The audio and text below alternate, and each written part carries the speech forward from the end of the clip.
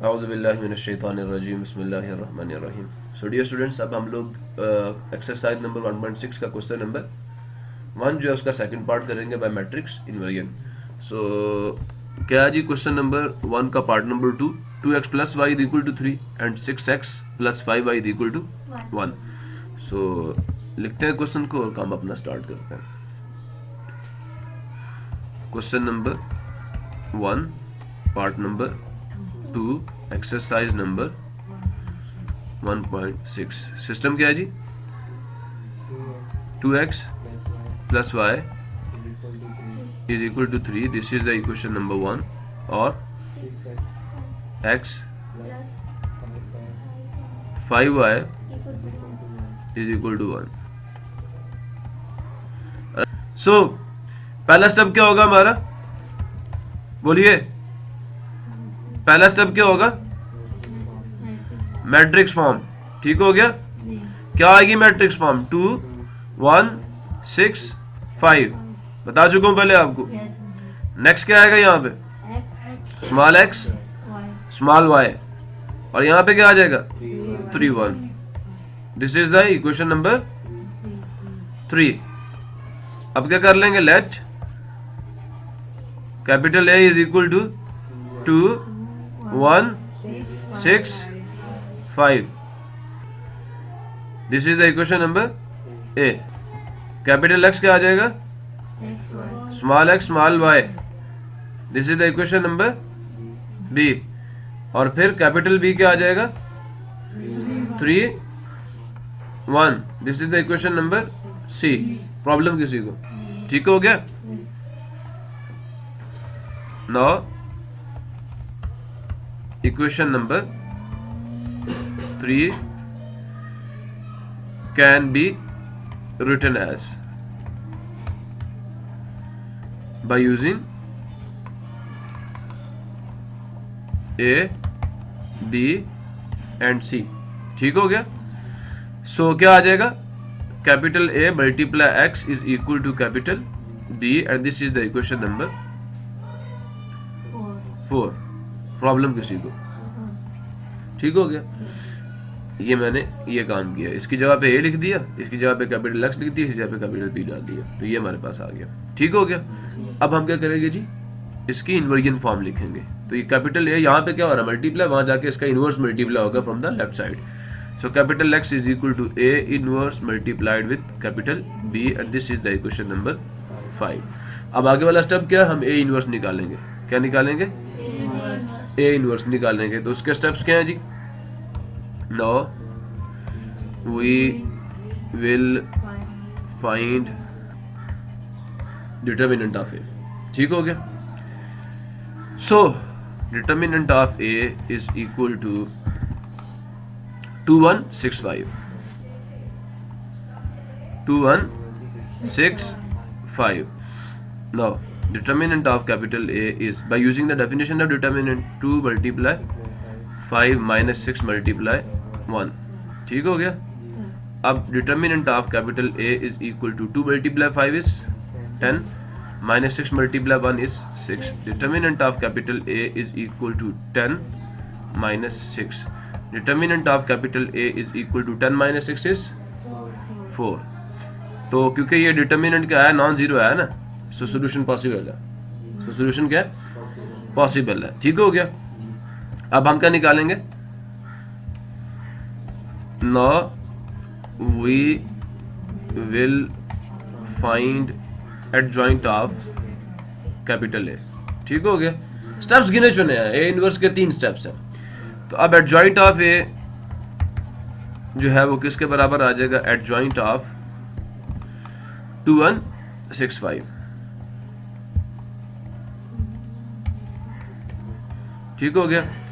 No adjoint of matrix capital A is equal to, adjoint apply करें तो क्या होगा? प्राइमरी डायगोनल एलिमेंट्स की पोजीशन चेंज होंगी। ठीक है? तो 5 यहाँ पे चला जाएगा, 2 यहाँ पे चला जाएगा। अब जो सेकेंडरी डायगोनल एलिमेंट्स हैं इनके साइंस चेंज होंगे, 1 भी माइनस हो जाएगा और 6 भी माइनस हो जाएगा। ठीक हो गया? ये इक्वेशन नंबर क्या आ गई? 6 आ गई, और ये इक्वेशन नंबर क्या आ गई? 7 आ गई। ठीक हो गया? अब क्या करेंगे हम लोग? Now we will find A inverse because we know that the formula for A inverse is 1 divided by determinant of A multiplied with adjoint of capital A. So putting the values, A inverse is equal to 1 divided by 4. मैं आपको दिखा दूं इसकी value क्या थी, ये 4 आई थी यहाँ से, ठीक है। अगर ये 0 आ जाती तो 1/0 तो अनडिफाइंड फॉर्म है, इसलिए सोल्यूशन पॉसिबल नहीं है। अगर ये वैल्यू क्या होती, 0 होती, तो फिर क्या होता, सोल्यूशन पॉसिबल ही ना हो, क्योंकि ए इनवर्स हम नहीं निकाल सकते थे, ठीक है। So multiplied with what is the value of adjoint of A, 5 - 1 -6 2, 5 - 1 -6 2, this is the equation number 8। ठीक हो गया, ए इनवर्स आ गया। अब हम क्या करेंगे, ए इनवर्स की वैल्यू, कैपिटल एक्स की वैल्यू, कैपिटल बी की वैल्यू इक्वेशन नंबर 5 में सब्स्टिट्यूट करेंगे, ठीक है। तो क्या करेंगे जी, लिखते हैं यहाँ पे by putting values of capital x, A inverse and capital be in equation number 5, जो कि इनवर्जन फॉर्म है। So because we know that capital X is equal to A inverse multiplied with B and this is the equation number 5. Capital X की value तो आपको याद होनी चाहिए, small x small y थी जो हमने लिखी थी। फिर A इनवर्स की वैल्यू हम लोग यहाँ से लिखेंगे, क्या, 1 डिवाइडेड बाय 4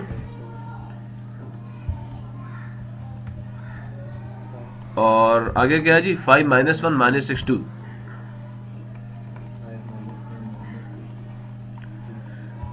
प्रॉब्लम किसी को। अब नेक्स्ट हमारे पास जो कैपिटल बी की वैल्यू थी दैट वाज 3 1, ये मैंने लिखी हुई है इक्वेशन नंबर 3 में। सो कैपिटल बी वाज 3 1, डाल दी हमने ये वैल्यू। अब हम सिंपली क्या करेंगे, मल्टीप्लाई करेंगे, ऐड शेड करेंगे और आखिर पे हम आंसर डाल देंगे, ठीक है। तो क्या आ जाएगा, 1 divided by 4 as it is आ जाएगा, क्योंकि कॉलम 1 है सेकंड मैट्रिक्स में, तो हम इस मैट्रिक्स को खास तरतीब में सिर्फ एक दफ़ा लिखेंगे। So 5 empty bracket plus -1 empty bracket -6 empty bracket plus 2 empty bracket. Problem किसी को, नो, वैल्यूज सब्स्टिट्यूट करते हैं। 3 फर्स्ट एलिमेंट है, फर्स्ट ब्रैकेट में आ जाएगा from top to bottom. 1 second element है कॉलम का, so from top to bottom second bracket में आ जाएगा, ठीक हो गया। अब आगे मजीद इसको सिंप्लीफाई करते हैं, small x small y, 1 divided by 4, 5 3 the 15 -1, ठीक है, ऐसा ही है।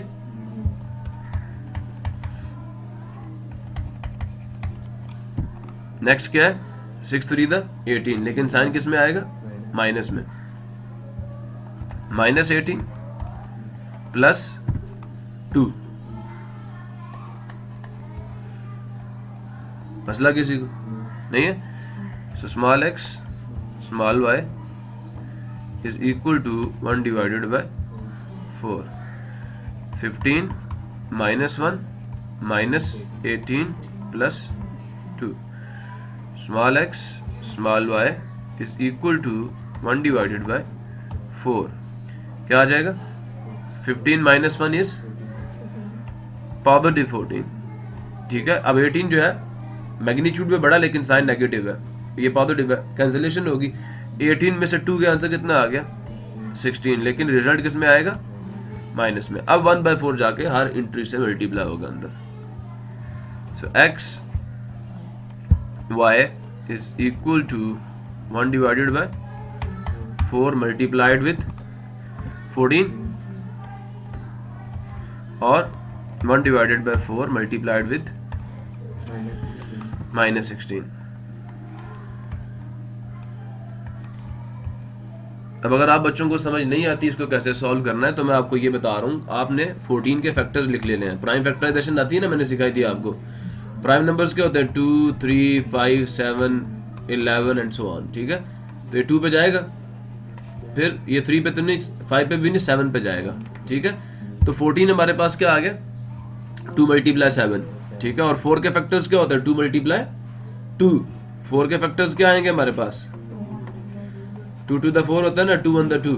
तो अब अगर यहाँ पे देखें 14 1 the 14 ऊपर आ जाएगा, तो 14/4 जो है, अब 14 के फैक्टर्स क्या, 2 मल्टीप्लाई 7 और 4 के कितने, 2 मल्टीप्लाई 2, एक 2 से एक 2 कैंसिल हो जाएगा, यहाँ पे क्या आ जाएगा 7/2। समझ आया, जो रिजल्ट आएगा 7/2। तो हम इसको कैंसिल करते हैं, यहाँ 2 रह जाएगा और यहाँ पे क्या आ जाएगा 7। समझ आया ये।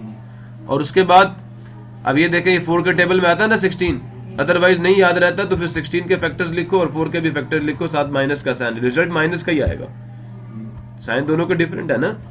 तो अब ये 16 के फैक्टर्स क्या होते हैं, निकाल के लिखना खुद ही, 2 मल्टीप्लाई 2 मल्टीप्लाई 2 मल्टीप्लाई 2, ठीक हो गया।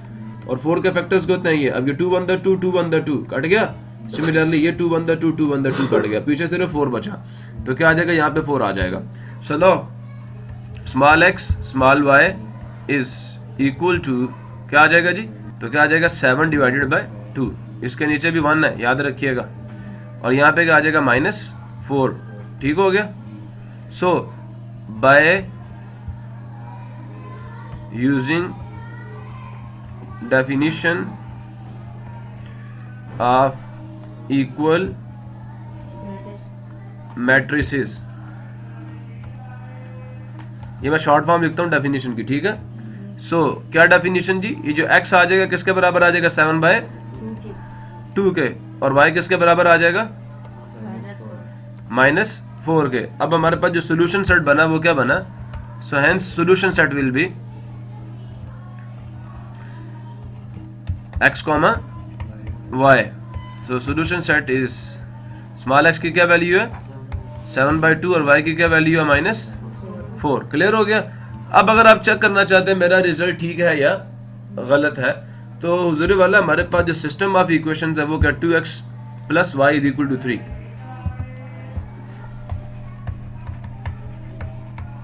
और दूसरी इक्वेशन हमारे पास क्या थी, 6x + 5y = 1। ठीक है, किसी एक इक्वेशन में आप x और y की वैल्यू सब्स्टिट्यूट कर दो। मैं अगेन फर्स्ट इक्वेशन में सब्स्टिट्यूट करने लगा हूं, सेकंड में आप चेक कीजिएगा, ठीक है।